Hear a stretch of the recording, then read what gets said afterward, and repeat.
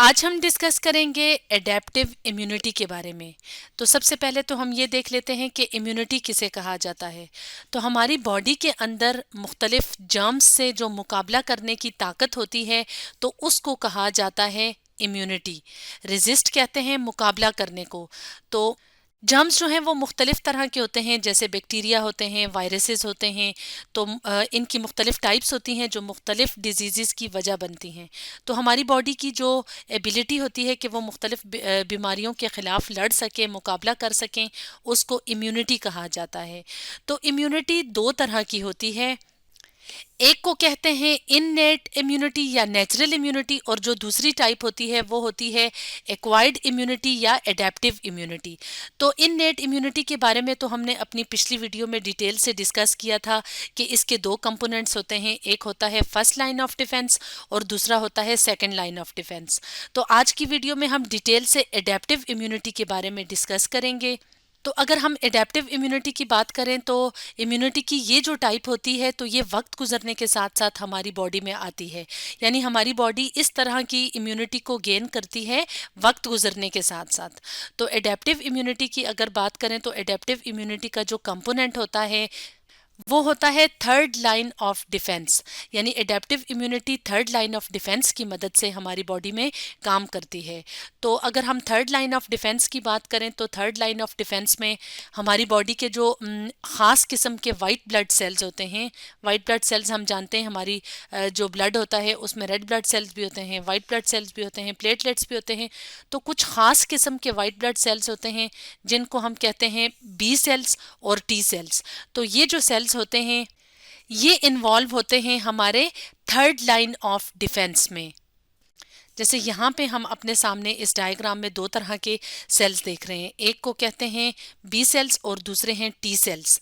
तो ये किस तरह से थर्ड लाइन ऑफ डिफेंस में अपना रोल प्ले करते हैं, हम वन बाय वन करके इन दोनों तरह के सेल्स को डिस्कस कर लेते हैं।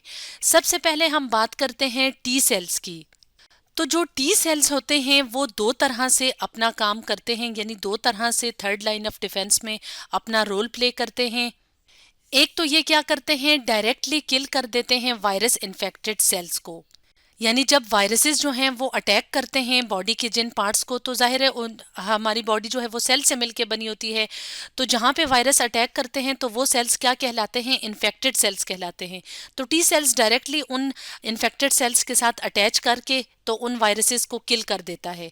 और इसके साथ साथ टी सेल्स क्या करते हैं, एक्टिवेट करते हैं बी सेल्स को।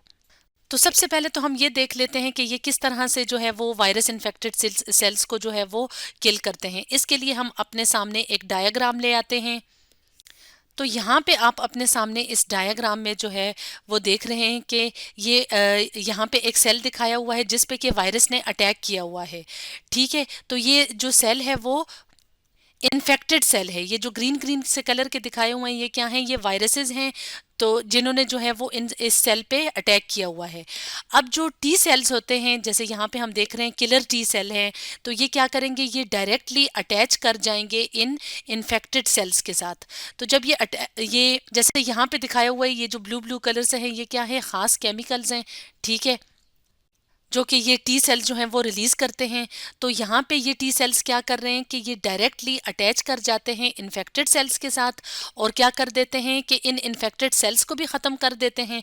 तो जाहिर सी बात है जब ये इन्फेक्टेड सेल जो हैं उनकी डेथ हो जाएगी, वो ख़त्म हो जाएंगे, तो उनके अंदर जो वायरसेस होंगे उनकी भी डेथ हो जाएगी, वो भी ख़त्म हो जाएंगे।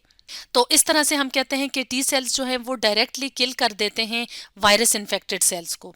इसके साथ साथ ये क्या करते हैं कि जो दूसरी तरह के ख़ास सेल्स होते हैं जो कि थर्ड लाइन ऑफ डिफेंस में अपना रोल प्ले करते हैं, तो उनको भी एक्टिवेट कर देते हैं। तो वो सेल्स कौन से होते हैं, बी सेल्स।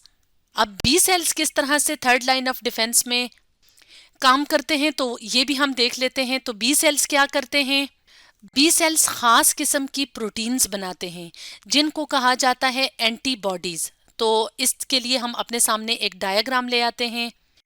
तो यहाँ पे आप अपने सामने ये डायग्राम देख रहे हैं। तो यहाँ पे हम देख रहे हैं कि ये क्या है, ये हैं बी सेल्स। तो बी सेल्स क्या करते हैं, खास किस्म की वाई शेप्ड प्रोटीन्स बनाते हैं, और इन वाई शेप्ड प्रोटीन्स को क्या कहा जाता है? इन वाई शेप्ड प्रोटीन्स को कहा जाता है एंटीबॉडीज। जैसे यहाँ पे आप देख रहे हैं ये वाई शेप प्रोटीन है, ये है, तो ये क्या कहलाती हैं? ये एंटीबॉडीज कहलाती हैं। अब ये जो बी सेल्स हैं ये डायरेक्टली जर्म्स के साथ यानी वायरसेस और बैक्टीरिया के साथ अटैच नहीं करते, बल्कि ये बी सेल्स ये एंटीबॉडीज़ जो बनाते हैं, यानी ये जो ख़ास किस्म की प्रोटीन्स बनाते हैं, ये प्रोटीन्स क्या करती हैं? जाके अटैच होती हैं उन जर्म्स के साथ। जैसे यहाँ पे बैक्टीरिया शो किया हुआ है, तो ये क्या करेंगी? जाके डायरेक्टली अटैच कर देती हैं बैक्टीरिया के साथ और उनको किल कर देती हैं।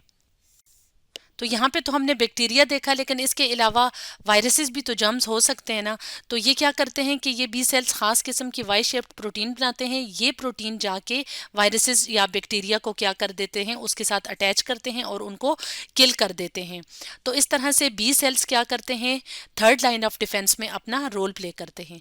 तो यहाँ पे आपने एक डिफरेंस देखा होगा कि जो टी सेल्स होते हैं वो डायरेक्टली इन्फेक्टेड सेल्स के साथ अटैच होते हैं और उनको जो है वो किल कर देते हैं, जबकि जो बी सेल्स होते हैं वो डायरेक्टली अटैच नहीं करते, बल्कि वो एंटीबॉडीज़ को प्रोड्यूस करते हैं और एंटीबॉडी जो है वो फिर उन जर्म्स के साथ जाके अटैच होकर उनको ख़त्म कर देते हैं।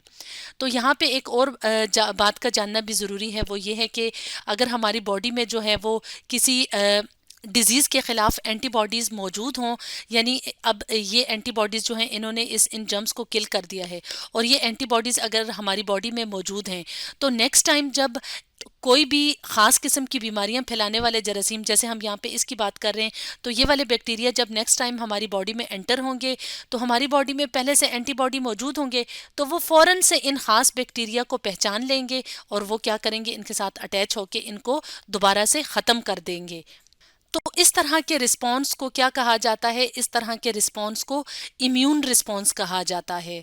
तो इस तरह से आज की वीडियो में हमने देखा कि किस तरह से एडेप्टिव इम्यूनिटी में थर्ड लाइन ऑफ डिफेंस जो है वो अपना रोल प्ले करता है, और थर्ड लाइन ऑफ डिफेंस में ख़ास किस्म के सेल्स होते हैं जिन्हें बी और टी सेल्स कहा जाता है, तो वो किस तरह से थर्ड लाइन ऑफ डिफेंस में अपना रोल प्ले करते हैं। तो स्टूडेंट्स, आज हमने डिस्कस किया एडेप्टिव इम्यूनिटी के बारे में।